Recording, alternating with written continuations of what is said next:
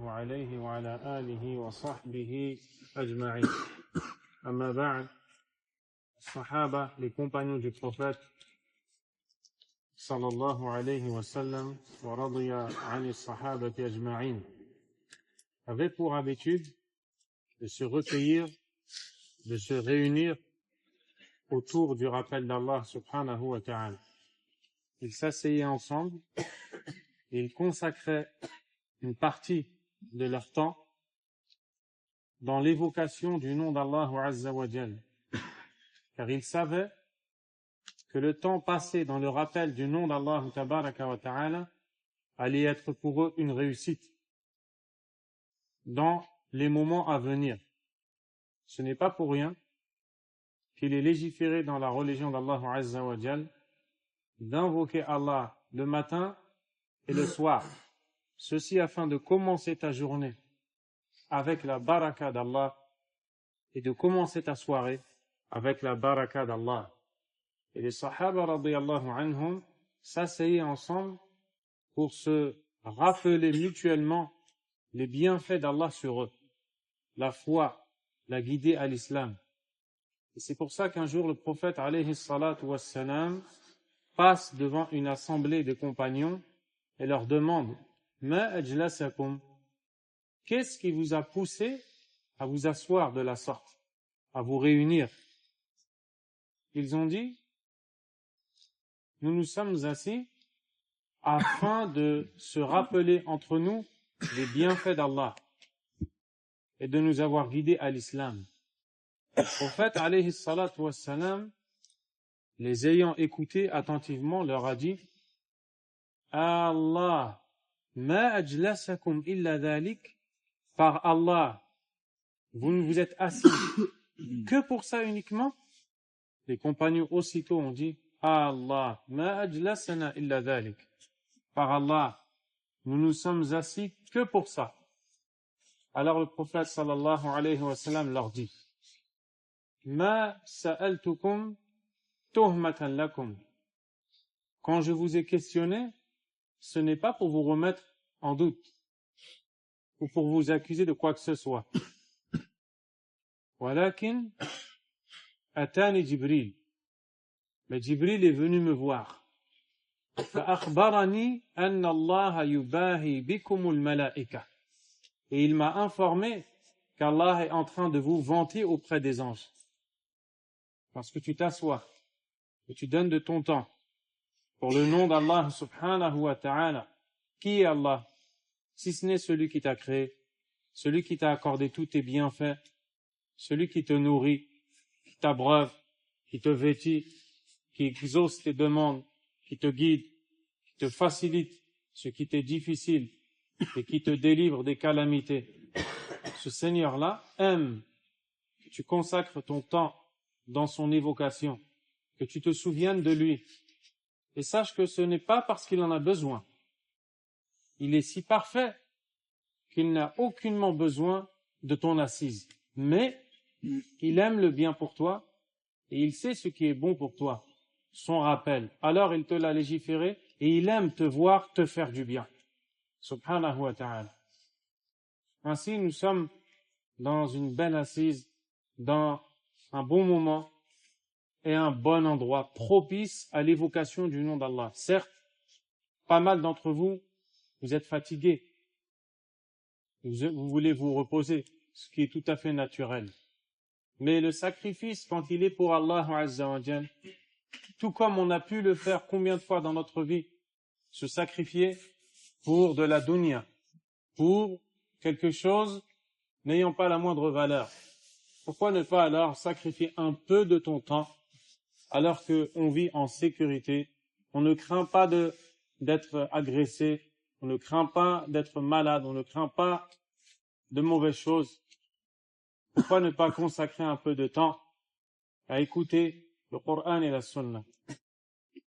Et c'est pour ça que les compagnons s'appelaient mutuellement et se disaient « Ta'alaw, nu'minu sa'a » Asseyons-nous, nourrissons notre foi un instant. C'est donc ce que nous allons tenter de faire en demandant à Allah subhanahu wa ta'ala la baraka, la réussite, la bénédiction.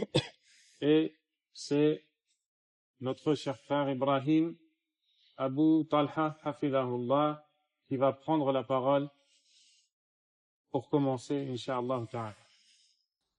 الحمد لله رب العالمين وأشهد أن لا إله إلا الله وحده لا شريك له وأشهد أن محمدا عبده ورسوله صلى الله عليه وعلى آله وصحبه الكرام أما بعد يقول النبي صلى الله عليه وسلم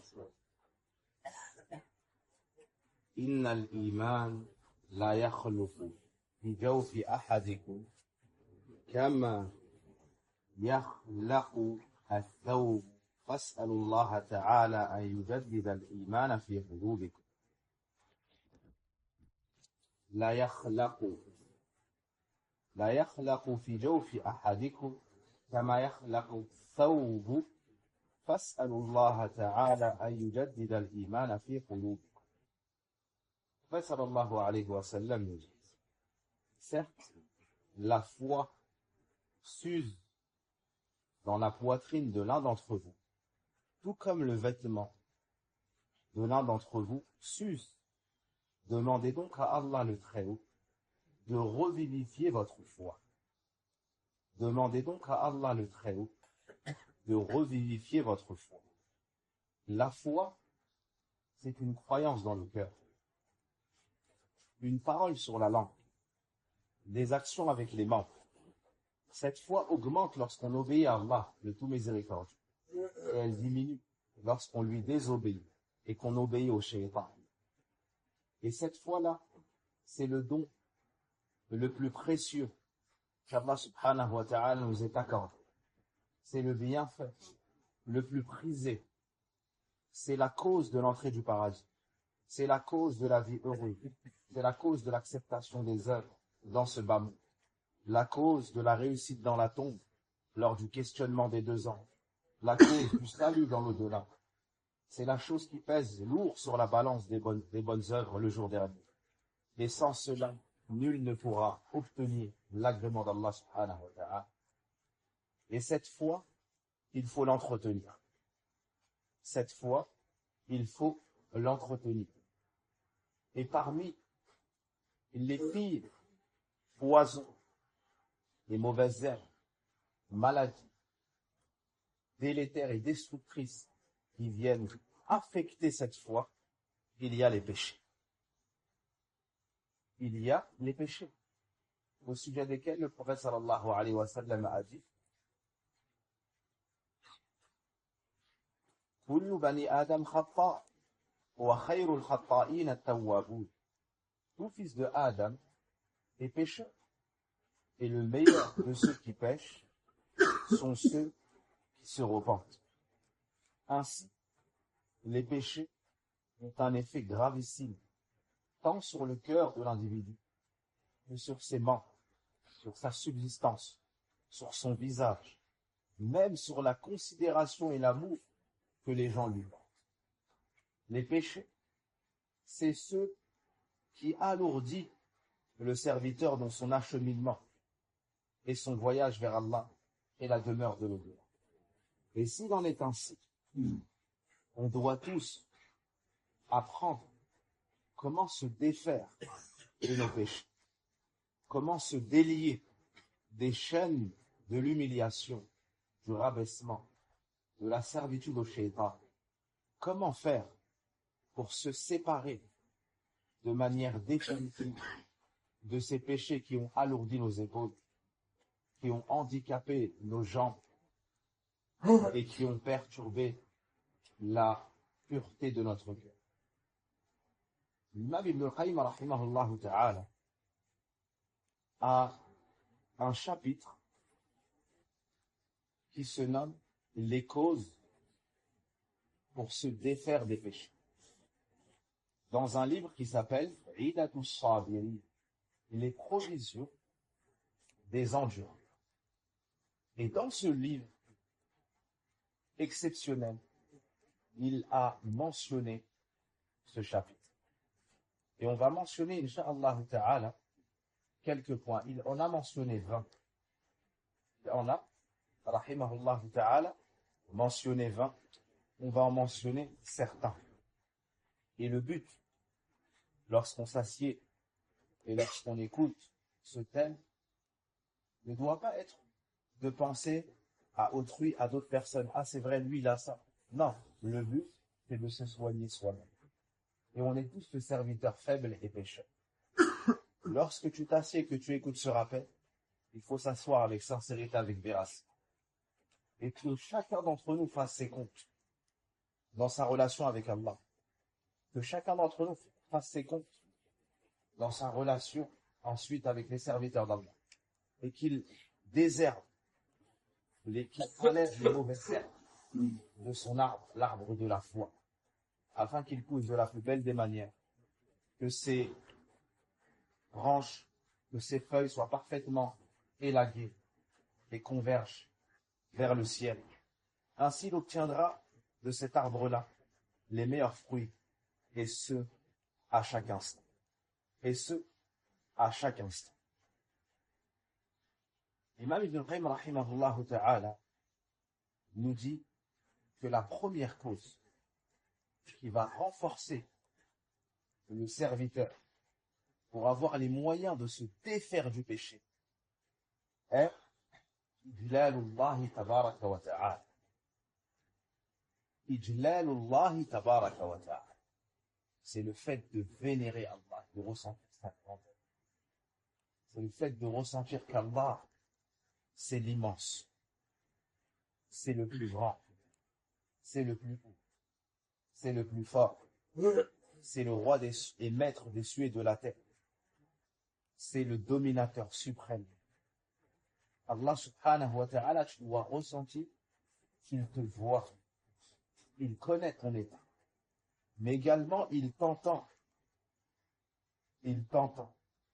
Donc, celui qui a dans son cœur qu'Allah subhanahu wa ta'ala, au moment où on lui désobéit, il nous voit, il nous entend, et il connaît notre situation, cela sera un grand tremplin pour permettre aux serviteurs faibles de se renforcer pour pouvoir délaisser la désobéissance d'Allah subhanahu wa ta'ala. Le secret est que ce cœur-là témoigne de la grandeur d'Allah, de sa perfection, de son immensité, et particulièrement du fait qu'il nous voit et qu'il nous entend. Qu'il nous voit et qu'il nous entend. Allah subhanahu wa ta'ala nous dit dans le Coran, وَمَا قَدَرُ اللَّهَ حَقَّ قَدْرِهِ. Et ils n'ont pas estimé Allah comme il devait l'être.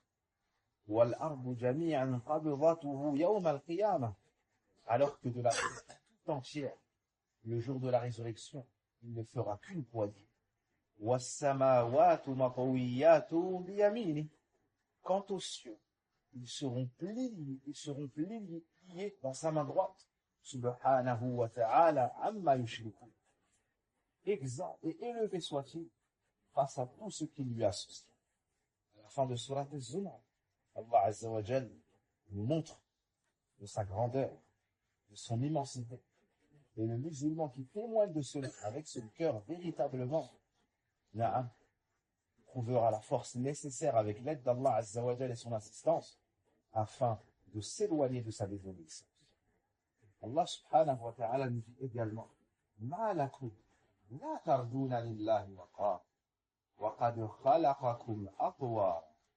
Qu'avez-vous donc à ne pas vénérer Allah comme il se doit, alors qu'il vous a créé étape par étape, étape après étape. Donc, on doit vénérer Allah subhanahu wa ta'ala, connaître de sa grandeur, et notre cœur doit témoigner qu'Allah Azza wa Jal nous voit, nous entend et nous surveille. Cette conviction-là, elle va te donner la force et le moteur suffisant pour réussir à délaisser le péché. Parce que lorsque tu vas te rapprocher du péché, tu vas dire, oh âme, Allah te voit. Comment est-ce que tu vas faire pour lui désobéir sans qu'il te voie? Oh âme, Allah t'entend. Comment est-ce que tu vas faire pour parler avec de mauvaises paroles sans qu'il t'entende? Oh âme, Ton Seigneur connaît ta situation. Et ces ressentis-là, ces états du cœur, vont pousser le serviteur à s'éloigner du péché. Parce que ça va développer en lui une grande adoration qui est le haya, la pudeur. La pudeur, tu vas avoir honte du regard. Tu vas avoir honte qu'Allah t'entende dire de mauvaises choses. Et comme l'a dit Bishr ibn al-Harith, un des vieux prédécesseurs, لو تفكر الناس في عظمة الله تعالى لما عصوا. Allah. Bishr ibn al-Harith nous dit, si les gens avaient médité sur la grandeur d'Allah, il ne lui aurait pas désobéi. Si les gens avaient médité sur la grandeur d'Allah, il ne lui aurait pas désobéi. Ainsi, le point le plus important, c'est d'apprendre à connaître Allah, étudier ses livres, étudier ses attributs, étudier ses actions. Et plus tu nourriras ton cœur de cette science, qui est la science la plus noble, plus tu seras fort, plus tu seras mieux, plus tu seras épanoui, et plus tu délaisseras la désobéissance d'Allah subhanahu wa ta'ala. La deuxième cause qui amène le serviteur à délaisser la désobéissance d'Allah subhanahu wa ta'ala est al-mahabba. C'est l'amour. Le fait d'aimer Allah subhanahu wa ta'ala. L'amour d'Allah pousse au délaissement de sa désobéissance. Pourquoi? Parce que celui qui aime est envers son bien-aimé obéissant. Celui qui aime est forcément envers son bien-aimé obéissant. Et la meilleure chose que tu délaisses, c'est ce que tu délaisses par amour pour Allah. Tu aimes des choses, tu as été habitué à des choses, tu es addict à des choses et te crois dépendant de certaines choses. Mais en réalité, la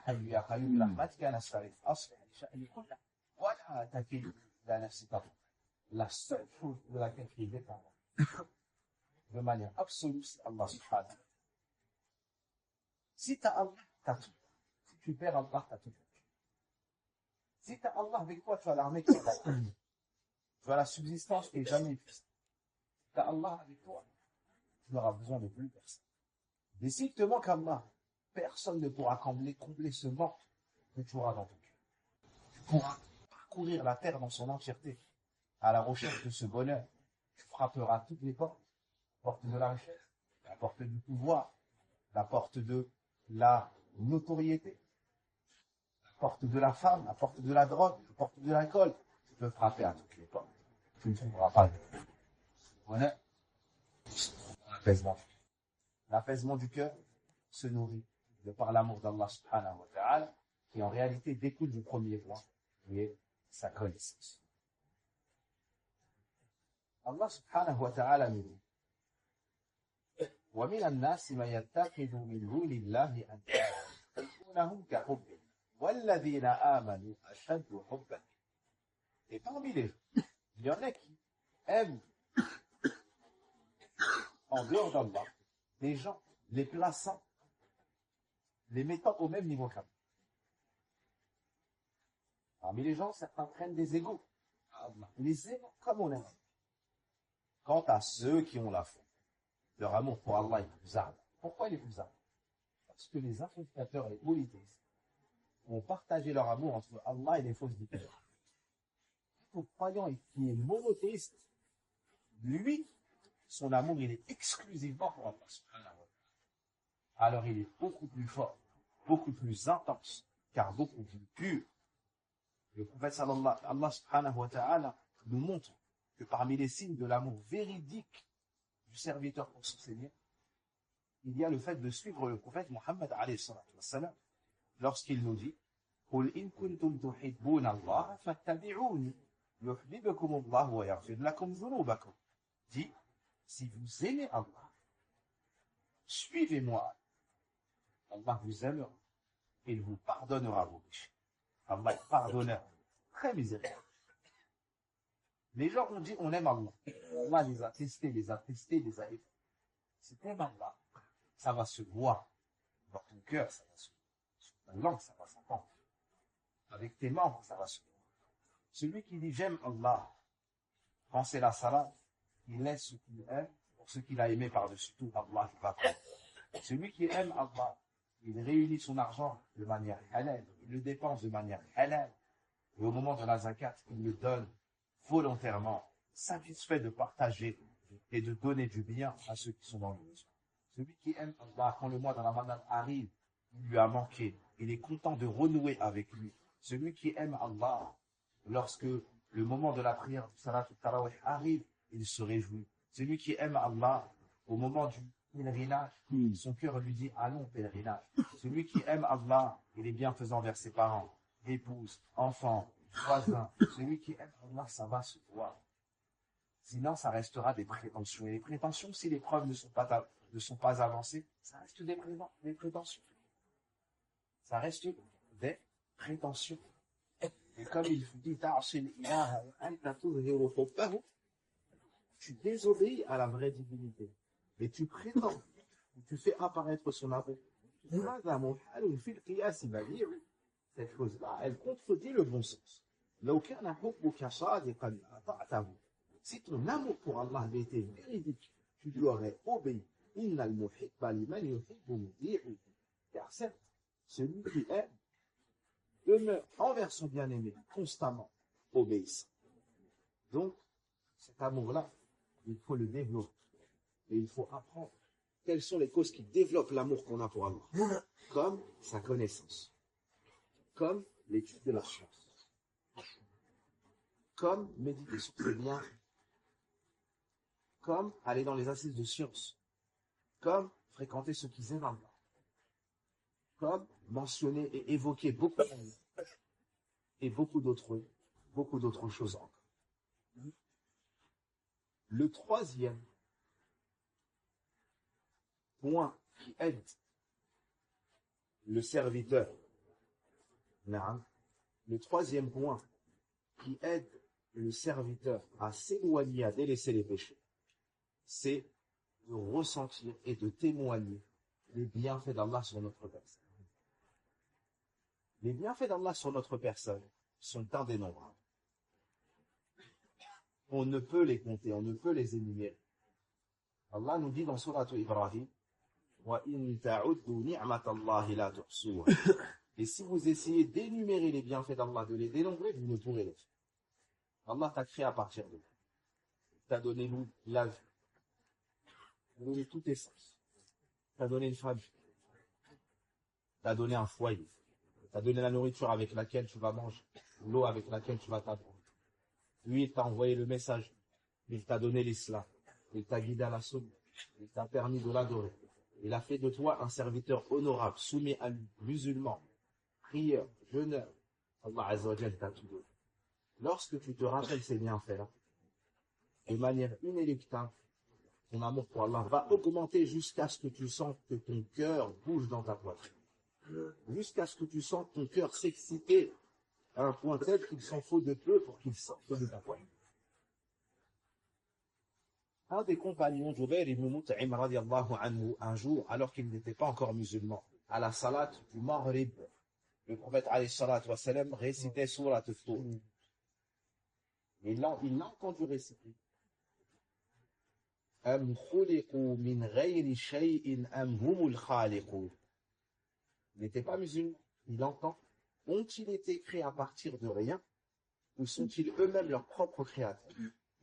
Il a dit, mon cœur a failli s'en faire. Et ce fut la première fois, avec un S, où la foi sans S a pénétré mon cœur. Il a médité un verset, il a entendu ça. Est-ce que tu t'es créé tout seul? Non. Est-ce que le néant peut créer le présent? Non plus. Il reste une seule solution, c'est Allah le créateur de tout. Si Allah est le créateur de tout, comme vous le reconnaissez pour faire Quraysh, c'est le seul que vous devez adorer. Alors il est en place. Plus tu vas méditer ta situation et les grâces d'Allah sur toi, plus tu vas aller. C'est pour cela qu'Allah Azza wa Jalla nous invite dans le Coran à méditer sur sa création. Wa fi anfusikum afala tubsirun. et en vous-même. Ne voyez-vous donc pas? Si tu médites sur le corps humain, si tu médites sur le, que ce soit vasculaire, que ce soit sanguin, que ce soit, subhanallah, tu regardes sur l'humain, Allah, tabarakallah, tabarakallah. Si tu médites sur cet univers, les cieux, la terre, les montagnes, le soleil, la lune, na'am. Ensuite, tu médites tout ce qu'Allah Azza wa Jal t'a donné. Les enfants que tu as, c'est Allah qui te les a donnés. Réfléchis sur ce que tu aimes le plus et rappelle-toi que c'est Allah Azza wa Jal qui te les a donnés. L'argent que tu as, la santé que tu as, l'adoration que tu fais, tout cela, c'est Allah Azza wa Jal qui te l'a donné. Le prophète alayhi salatu wa salam nous dit trois choses. Celui qui les a goûtera au délice de la foi. La première, c'est quoi? An yakuna Allah wa rasuluhu ahabba ilayhi mimma siwahu. Qu'Allah et son messager soient plus aimés auprès de lui que toute autre chose. Que toute autre chose. Qu'il aime la personne ne l'aimant que pour lui. Et qu'il déteste retourner à la mécréance après qu'Allah l'en ait sauvé, comme il détesterait être jeté dans le feu. Donc, le fait de se rappeler les bienfaits d'Allah, ça nous amène à un comportement qui est quoi? Est-ce qu'on peut, envers celui qui nous a tout donné, est-ce qu'on peut, envers celui qui a été bienfaisant, répondre avec les péchés? Celui qui te fait que le bien tous les jours, comment est-ce que toi, tu peux à ton tour en face faire le mal, lui désobéir, être malpoli, être ingrat, être désobéissant? Non. C'est le pire des comportements.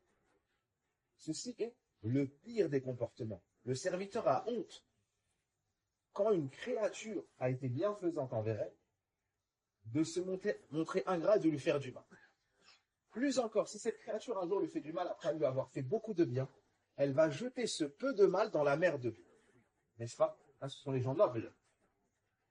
Qui sont la plupart des habitants de l'enfer? Vous n'avez pas le droit à la parole. Les femmes. Quelle est la preuve de cela? Le prophète sallallahu alayhi wa sallam a dit Ya ma'shara al-nisa tasaddaqna. Ô vous les femmes, faites beaucoup d'aumônes. Fa inni ra'aytukunna akthara ahli an-nar. Car je vous ai vu la plupart des habitants du paradis. Alors elles ont eu l'enfer. Pardon, la plupart des habitants de l'enfer. Cependant, ce lapsus-là est véridique. Elles sont la plupart des habitants de l'enfer, mais elles sont aussi la plupart des habitants du paradis. Elles sont la plupart des habitants de l'enfer, mais aussi au paradis, il y aura plus de femmes. Vous étudierez pourquoi. Donc, mais c'est une erreur, Allah vous récompense pour m'avoir corrigé. Donc, faites beaucoup d'aumônes, je vous ai vu la plupart des habitants de l'enfer. Pourquoi au messager d'Allah? Une femme pieuse qui entend ça, elle a peur. Elle veut savoir comment sortir de ce problème. Il a dit, parce que vous maudissez beaucoup les péchés de la langue et vous êtes ingrat envers vos êtres. La gratitude. L'un d'eux fait du bien un long moment, puis quand elle voit un mal, elle dit, tu m'as jamais rien fait. J'ai jamais été heureuse avec toi. Subhanallah. Il est venu, il t'a fait sortir de la sphère des célibataires pour te faire entrer dans la sphère des femmes mariées. Tu étais une telle, désormais tu es l'épouse d'un tel. C'est un titre honorifique. Ensuite, tu étais dans ton foyer, il t'a sorti, il t'a donné un foyer à toi. Tu es la maîtresse de maison. Tu es celle qui, quand qui souhaite organiser son foyer comme ceci ou comme cela, alors que tu étais chez tes parents et tu n'avais pas ce pouvoir. Ensuite, il a dépensé pour toi. Il se lève, il travaille pour toi, il dépense pour toi. Naam. Et toi, tu peux rester dans ton foyer. Ensuite, lorsqu'il y a des enfants, il dépense pour eux. Et il te met à l'abri du besoin. Comment après tout cela et beaucoup d'autres choses, il te recommande le bien, il t'oriente. C'est là, c'est une compagnie pour toi. Il t'emmène ici et là. Peut-être même que pour toi, il fait du bien à tes parents. ou à des connaissances à toi. Après tout ce bien-là, comment est-ce que une femme qui craint Allah et qui croit au jour dernier et qui sait qu'elle va être jugée, elle peut se montrer ingrate et manquer de respect à son époux, de la santé. La femme musulmane, la servante d'Allah, ne sait-elle pas que le prophète alayhi salatu wassalam a dit, lorsqu'on a demandé qui sont les femmes de ce bas monde, qui seront les femmes au paradis, il a dit El-Wadoud, El-Waloud, El-Aoud, la femme affectueuse, c'est-à-dire celle qui se fait aimer de son époux de par ses nobles qualités comportementales et physiques, cherche à s'embellir, à se faire aimer de lui, par ses bonnes paroles, par son comportement, par sa piété. Deuxièmement, El-Waloud, elle enfante facilement. Troisièmement, El-Aoud. Et ça, c'est une qualité qui tend à se faire rare, malheureusement. Allah Azza wa Jal nous guide, nous les hommes musulmans, et les guide, elles, les femmes musulmanes. El-Aoud, ça veut dire quoi? Le prophète alayhi salatu wa salam a défini cela en disant, celle qui, lorsqu'on lui fait un tort, ça veut dire quoi? Ça veut dire qu'elle a raison. Elle n'a pas fait de faute. Allati ida ada zawjuh. Son époux lui fait un tort. Elle revient vers lui. Il y a un froid, il y a une dispute, il y a une distance. Elle revient vers lui, elle brise cette distance. Son époux a bien trop de valeur dans son dîn, puis dans sa dunya, pour qu'elle laisse ce froid-là. Elle revient vers lui, elle met sa main dans sa main, elle lui dit, je ne fermerai pas l'œil tant que tu ne seras pas satisfait de moi. Ça, c'est une femme qui craint Allah Azza wa Jal, qui sera au paradis. Celle qui, lorsqu'elle cause un tort à son époux, elle revient vers lui, elle met sa main dans sa main, elle lui dit, je ne fermerai pas l'œil tant que tu ne seras pas satisfait. Ça, c'est la femme qui connaît Allah, subhanahu wa ta'ala, et elle sait pourquoi elle s'est mariée. Allah Azza wa Jal élève la femme musulmane, la préserve, l'honneur de par sa soumission à son Seigneur, tabaraka wa ta'ala. Donc, ça, c'est entre les créatures. Walillahi al-mathalul a'la. Et Allah appartient le plus beau des scriptures. Allah Azza wa Jal nous a toujours fait du bien, nous a tout donné, on le mérite, sans qu'on ait de droit obligatoire sur lui. Mais pourtant, il nous donne, subhanallah, on lui désobéit, il nous donne, on lui désobéit, il nous redonne. Il se fait aimer de nous en nous donnant. Puis il nous donne pour qu'on revienne à lui, qu'on regrette. Et si on ne revient pas assez vite, il nous décrète des épreuves sur notre chemin pour qu'on revienne à lui. Subhanallah, il nous donne tout. Comment est-ce qu'on ne va pas l'aimer d'un amour qui déborde? Comment est-ce qu'ensuite on ne va pas avoir honte de répondre à ces bienfaits-là, à ces grâces-là, en lui désobéissant? Celui qui médite sur cela, délaissera le péché. Délaissera le péché. Et écoutez cette belle histoire d'Ibrahim ibn Adham. Un homme lui est venu et lui a dit, ah bah Ishaq, je suis un grand pécheur. Ana musrifun fil ma'asi, ça veut dire j'en fais trop. J'en fais trop. Mon âme, je ne la tiens pas. Elle est déliée dans le péché. Lui, il lui a dit, fa'arid alayya ma yakunu laha zajiran.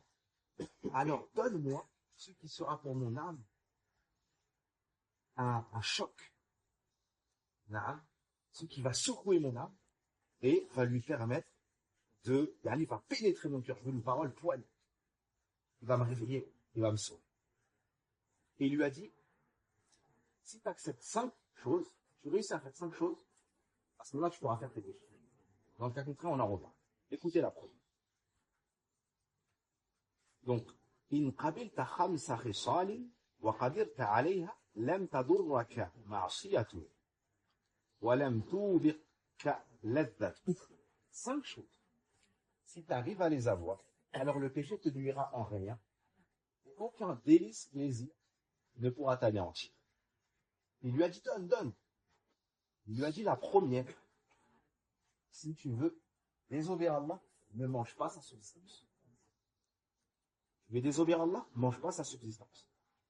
Il lui a répondu, qu'est-ce que je vais manger alors? Tout ce qu'il y a sur la terre, c'est la subsistance d'Allah. Il lui a répondu, ô toi, est-ce qu'il convient que tu manges la subsistance et ensuite tu désobéis à celui qui te l'a donné avec sa subsistance?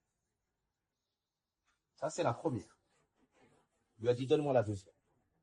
Il lui a dit, lorsque tu souhaites commettre un péché, ne te rends pas dans un endroit qui fait partie de sa terre. Quand tu veux lui désobéir, va où ça ne lui appartient pas. N'habite pas où ça lui appartient, si tu lui désobéis chez. Il lui a dit, mais celle-ci, elle est encore plus difficile que la première. Parce que tout ce qu'il y a entre l'Est et l'Ouest appartient à Allah. Où alors, où veux-tu que j'habite? Il lui a dit, est-ce qu'il convient que tu manges ta subsistance, que tu vives chez lui, et ensuite tu lui désobéis? Il lui a dit, donne-moi la troisième. Il lui a dit, lorsque tu veux désobéir, et que tu manges sa subsistance et vis dans son pays, cherche un endroit de son pays où il ne te verra pas. Cherche un endroit de son pays où il ne te verra pas. Où tu ne seras pas apparent. Et désobéis-lui dans cet endroit. Il lui a dit, comment est-ce que je pourrais faire cela? Alors qu'Allah me voit et me surveille, même ce qui est caché de ma personne. Il lui a dit, oh un tel, est-ce qu'il convient de manger sa subsistance, de vivre chez lui, de lui désobéir alors qu'il te voit? Alors qu'il te voit? Il lui a dit, donne-moi la quatrième. Il lui a dit, lorsque l'ange de la mort te viendra, pour récupérer ton âme, dis-lui, reviens plus tard, je vais me repentir entre temps. Dis-lui, reviens plus tard, je vais me repentir entre temps, un repentir sincère. Puis, fais des bonnes œuvres, et il reviendra prendre ton âme. Il lui a répondu, il n'acceptera pas ça de moi. Il lui a dit, oh un tel, si toi tu n'as pas la capacité de repousser de ta personne la mort pour te repentir, et tu sais qu'elle est inéluctable, elle viendra et personne ne pourra la repousser, comment est-ce que tu peux espérer te sauver de ce moment sans délaisser le péché? Il lui a dit, donne-moi la cinquième. Il lui a dit, lorsque les gardiens, les anges qui appliquent le châtiment d'Allah sur les pécheurs viendront le jour de la résurrection pour te chercher et t'emmener en enfer, ne va pas avec eux. Ne va pas avec eux. Il a répondu, ne me lâcheront pas. Ils n'accepteront pas cela de moi. Il lui a dit, comment est-ce qu'avec tout cela, alors tu peux espérer le salut?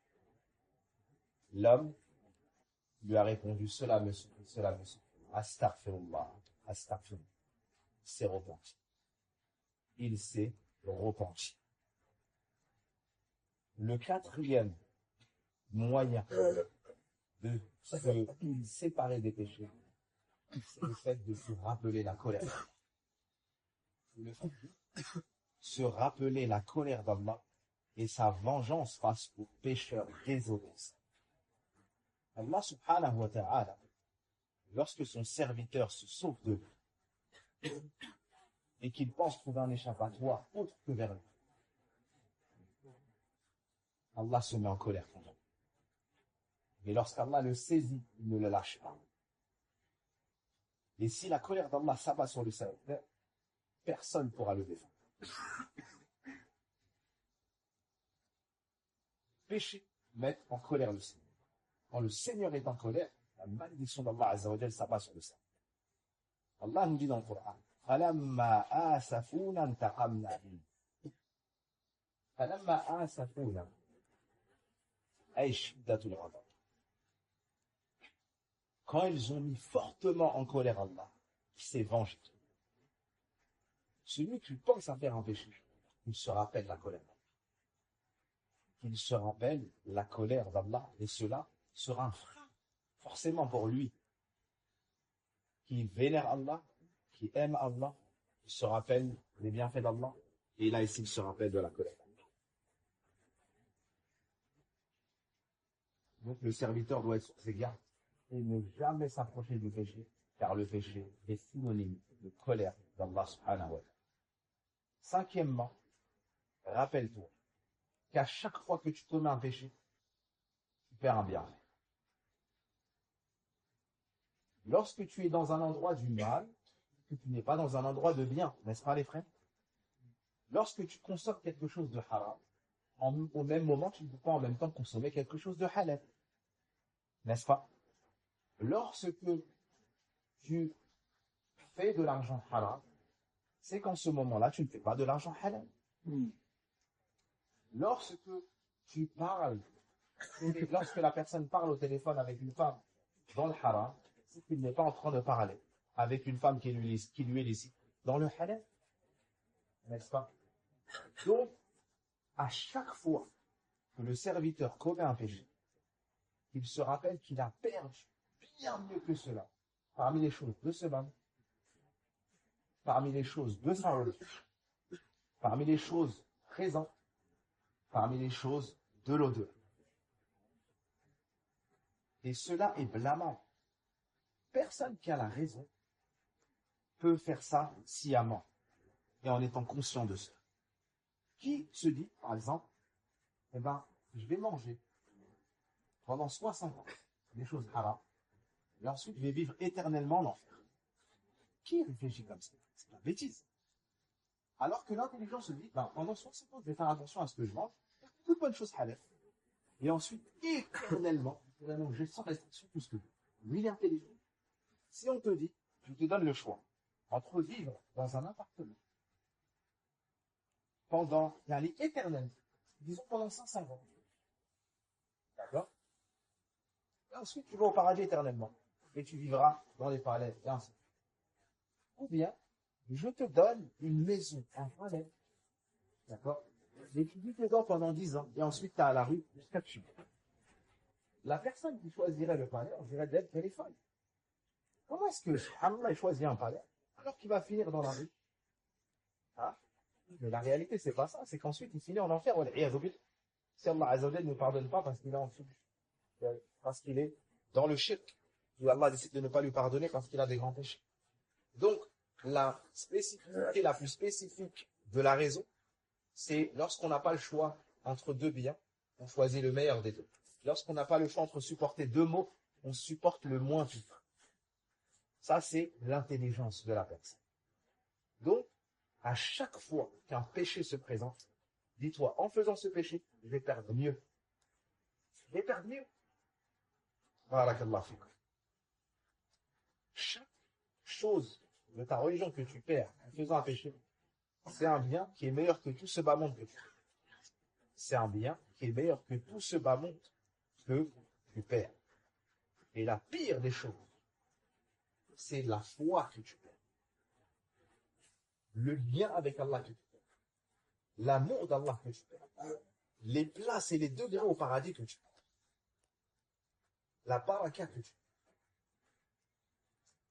Et en réalité, ne pas ressentir ça, c'est pire que le péché lui-même, comme le disent les saints. Pire que le péché lui-même, ne pas sentir les effets des péchés. Pire que les péchés eux-mêmes, le fait de ne pas ressentir les effets des péchés. Comment est-ce que tu peux vendre une jouissance et un plaisir éphémère de ce bas monde pour subir une humiliation durable et risquer de perdre la plénitude de la jouissance éternelle dans un paradis vaste comme les cieux et la terre? C'est pour cela que le prophète alayhi salatu wa salam disait La yazni zani hina yazni wa huwa mu'min. Le fornicateur, au moment où il commet le péché, n'est pas croyant. N'est pas croyant. C'est-à-dire, il perd la perfection de la foi. Il perd la perfection de la foi parce que c'est un grand pécheur. Le prophète sallallahu alayhi wa sallam a montré les conséquences de ce péché dans l'au-delà. C'est qu'il a vu des gens crier, hurler dans un four qui les brûlait. Et ce feu-là les faisait remonter vers le haut. Arrivé au sommet, on les replongeait dedans. Et ça continuait de manière incessante et constante. Il a dit, oh Jibril, qui sont ces gens-là? Et à la fin, Jibril lui a dit, ce sont les fornicateurs et les fornicatrices. Pour un plaisir éphémère de quelques secondes, minutes, heures, jours, mois, années, pour vivre ça dans l'au-delà, cette humiliation, est-ce que ça vaut la peine d'être vécu?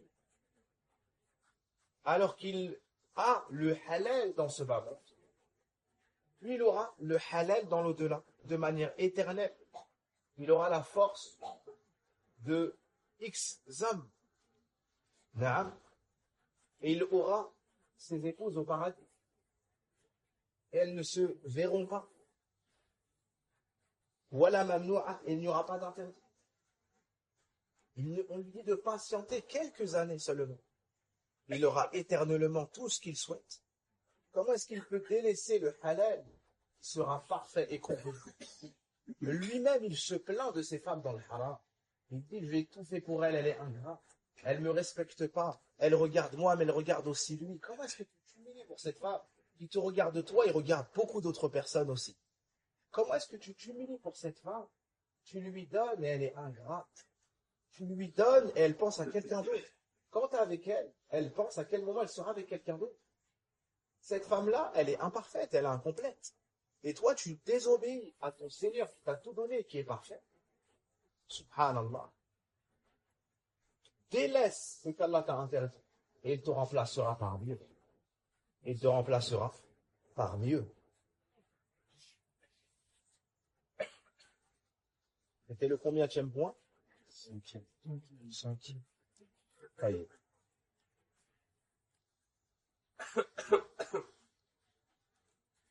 Et malheureusement, à extérioriser de la piété et à être exemplaire en public, ça n'est pas suffisant pour obtenir le salut. Il faut aussi qu'intérieurement, en public, on soit pur, et en privé, lorsque nous sommes vus de personnes, si ce n'est de celui qui nous surveille au-dessus des cieux, on soit également pur et pieux. C'est pour cela que le prophète sallallahu alayhi wa sallam a dit, je connais des gens de ma communauté qui viendront le jour de la résurrection avec des hasanat, telle la montagne de Tihama, blanche. Et Allah rendra tout cela poussière et parfait. Thawban radiallahu anhu a dit au message d'Allah, décris-les-nous, expose-les-nous, de peur d'en faire partie sans le savoir. Et il lui a répondu, ils font partie de vos frères. Ils ont la même peau que vous. Ils prennent pareillement que vous une partie de la nuit en adoration. Mais ce sont des gens qui, lorsqu'ils se retrouvent en privé avec les interdits d'Allah, ils les commettent. Quand ils se retrouvent en privé avec les interdits d'Allah, ils les commettent. Subhanallah. Qatada rahimahullah ta'ala disait, celui qui parmi vous a la capacité de ne pas annuler ses bonnes œuvres en faisant des mauvaises œuvres, qu'il le fasse. Et celui qui a la capacité de faire du bien pour annuler le mal, qu'il le fasse, parce que le bien viendra effacer le mal. Viendra effacer le mal. Sixièmement, rappelle-toi qu'à chaque fois que tu endures face au péché, c'est une victoire que tu as emportée en gagnant cette bataille. La vie, c'est un ensemble de combats contre le shaitan. À chaque fois que tu l'emportes, ça va te procurer une joie et une fierté. Ça va te procurer une joie et une fierté. À chaque fois que tu réussis à battre le shaitan, tu as réussi à battre ton âme. Ça va te procurer un plaisir, une joie, écoutez bien, qui est plus grande que la joie pour dans la jouissance du péché. Par exemple, des femmes dénudées passent devant lui. Il regarde et il pense qu'il s'est nourri, il a nourri son désir, son besoin. Mais ça n'a rien assouvi. Il veut regarder encore une autre, puis une autre, puis une autre. Et au final, il arrive, il est seul chez lui et il n'a rien gagné de son regard. Au contraire. Puis, il fait ses comptes, il entend une khutbah sur le fait de baisser le regard, sur la piété. Il se dit, aujourd'hui, la première chose par laquelle je vais commencer en sortant, c'est baisser le regard. Parce qu'Allah Azza wa Jalla a dit dans le Coran, وَقُلْ لِلْمُؤْمِنِينَ يَغُضُّوا مِنْ أَبْصَارِهِمْ يَحْفَظُوا فُرُوجَهُمْ وَقُلْ لِلْمُؤْمِنِينَ يَغُضُّوا مِنْ أَبْصَارِهِمْ وَيَحْفَظُوا فُرُوجَهُمْ ذَلِكَ أَزْكَىٰ لَهُمْ. Et dit aux croyants de baisser leur regard, de préserver leur chasteté. Ceci est plus pur. Alors il se rappelle cela, il sort, il baisse le regard. Une première passe dénudée, tourne le regard, il baisse le regard. Une deuxième, il veut regarder, il veut savoir ce qui se cache derrière cela. Mais il sait que c'est l'arnaque du chef. Alors il baisse à nouveau le regard. Et là, après s'être senti humilié les fois passées, il se sent fort. Il se sent fort. Et en se détournant, c'est à lui qu'on viendra. Et là encore, il se détournera. Il se sentira encore plus fort. Il se sentira noble, il se sentira propre, il se sentira pur. Et plus il pratiquera le délaissement du péché en baissant le regard, plus Allah Azza wa Jal va lui donner une lumière dans la vue. Plus Allah va embellir son visage, embellir son corps, embellir sa foi. Et plus il sera fier de lui, plus il sera heureux. Voilà. Donc le délaissement du péché, ça amène la noblesse, ça amène la force. Et cette force-là n'est pas du tout comparable. Ce plaisir-là n'est pas du tout comparable avec le plaisir obtenu dans la désobéissance.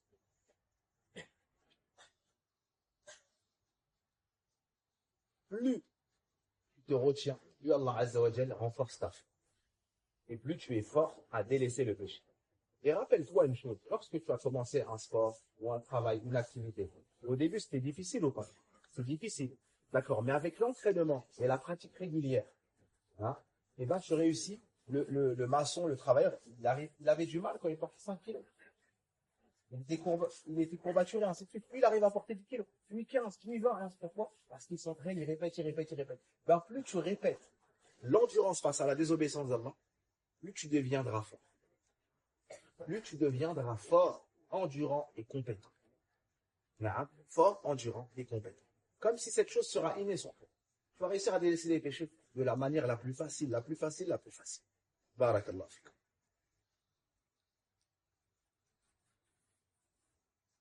Le 7e point, c'est de te rappeler que pour chaque péché que tu délaisses pour Allah, écoutez bien, pour chaque péché que tu délaisses pour Allah, Allah te remplace par lui. Allah. Chaque péché, subhanallah.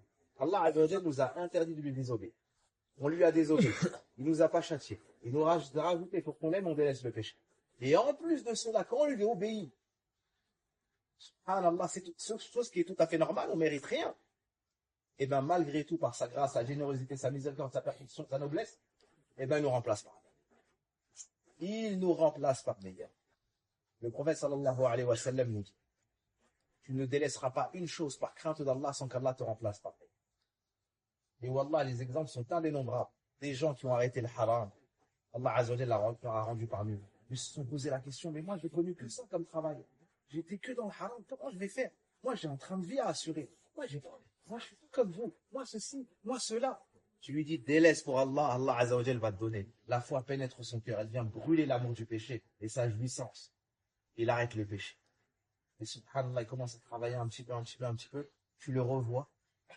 Il avait telle voiture, il a encore mieux. Il avait tel appartement, je suis pas dans une grosse ville là. Il avait telle chose. Je dis, mais subhanallah, je suis pas toi qui avais peur pour cette substance. Wallah, c'est un miracle, akhi. Allah subhanahu wa ta'ala, il m'a donné. Subhanallah, tu te rappelles? Mais moi, j'avais pas du tout. Nous, on connaît Allah Azza wa Jalla. C'est toi qui m'as dit comment.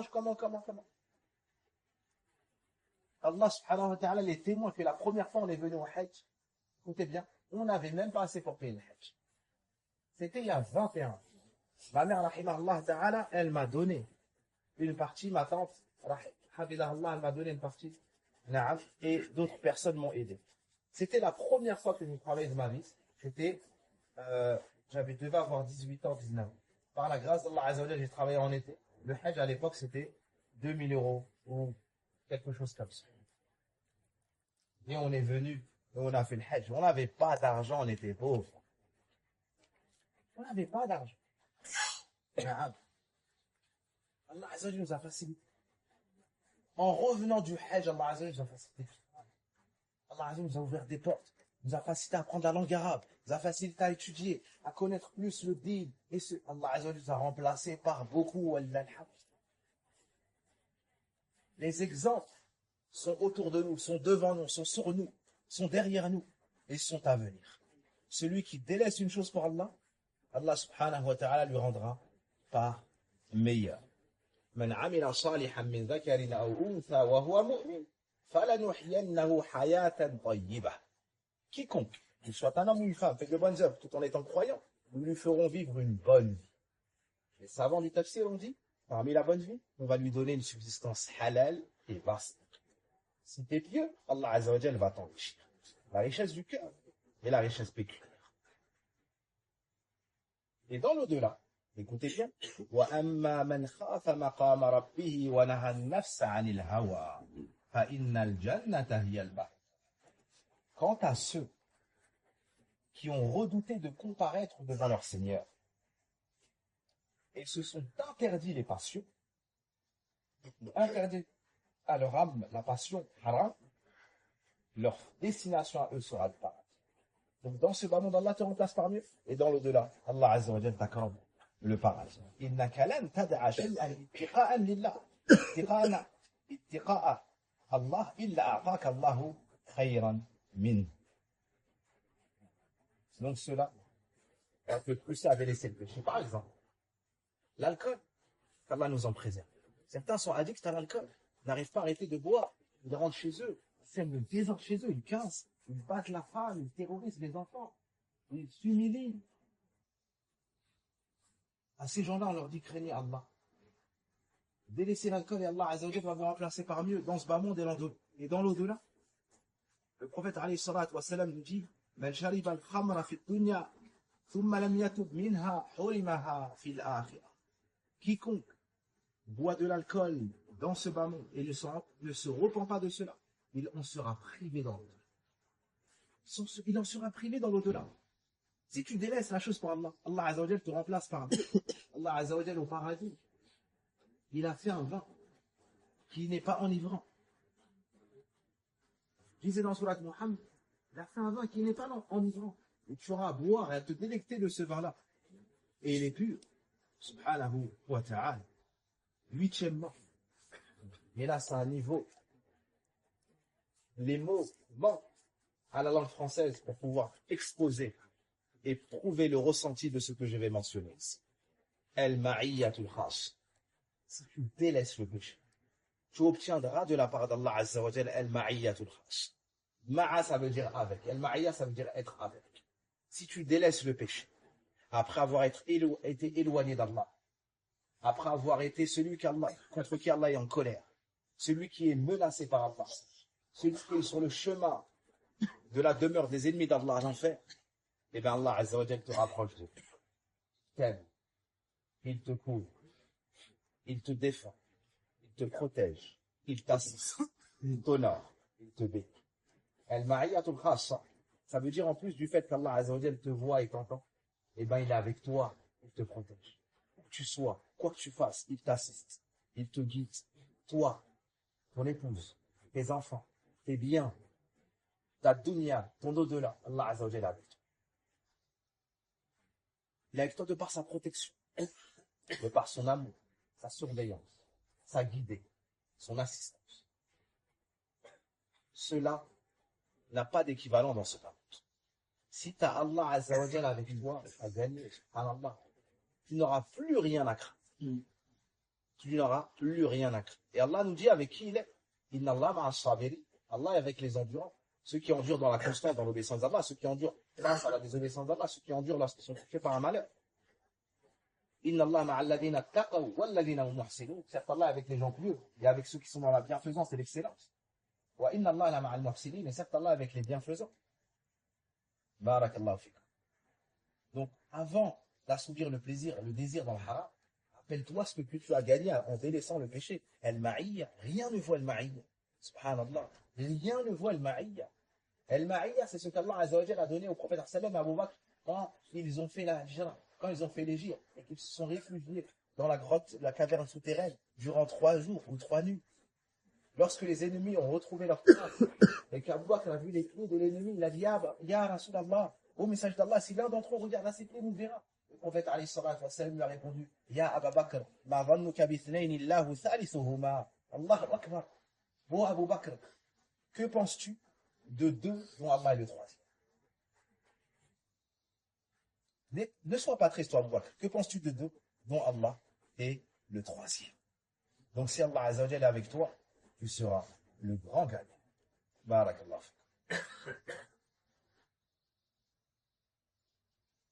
Le 9e point, c'est de te rappeler que la mort, elle frappe soudainement et qu'elle ne prévient pas. La mort te vient lorsqu'Allah Azza wa Jalla l'ordonne.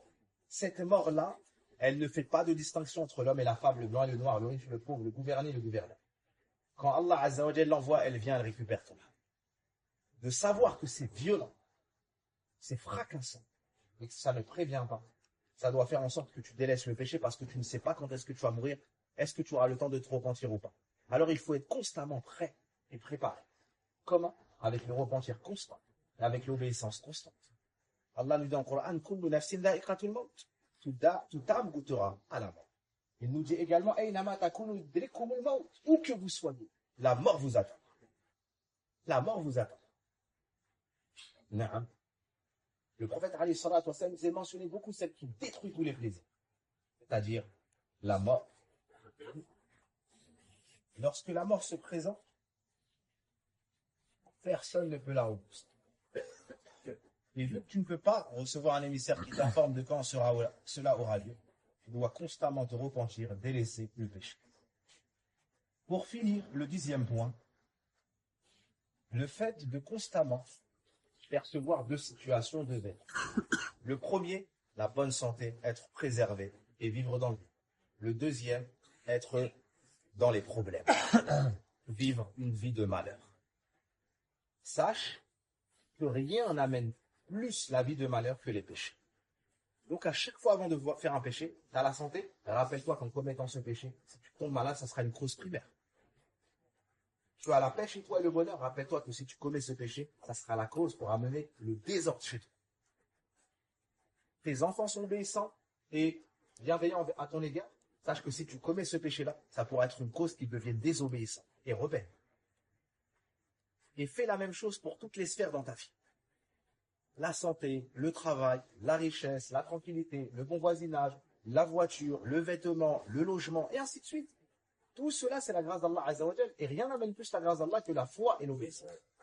Et tout le contraire, c'est la désobéissance, et rien ne l'amène plus que la désobéissance d'Allah subhanahu wa ta'ala et la mécréance. Donc, de visualiser la finalité de chaque chose, en comparant la belle vie et la vie de malheur, ça t'aidera à faire le bon choix lorsque le péché se présentera à toi.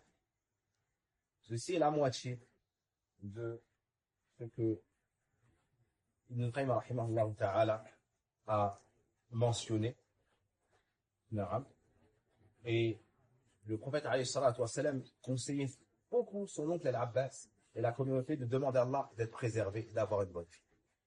Et il disait, Salillah al-afia, demande à Allah d'être préservé, d'être bien. Et il disait dans ses invocations quotidiennes, Allahumma inni as'aluka al-afia.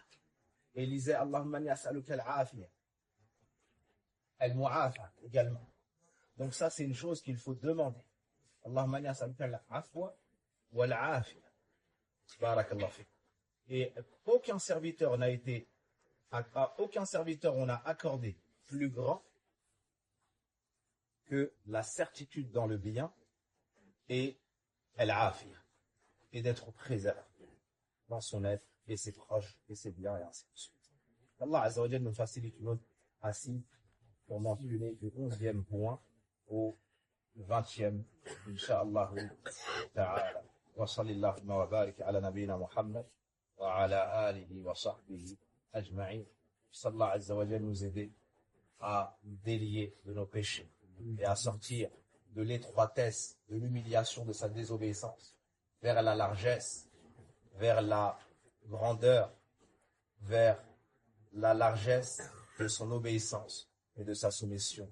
Walhamdulillah, alladhi bi ni'mati tatimmu as-salihat. Subhanakallahumma wa bihamdik, ashhadu an la ilaha illa anta, astaghfiruka wa atubu ilayk.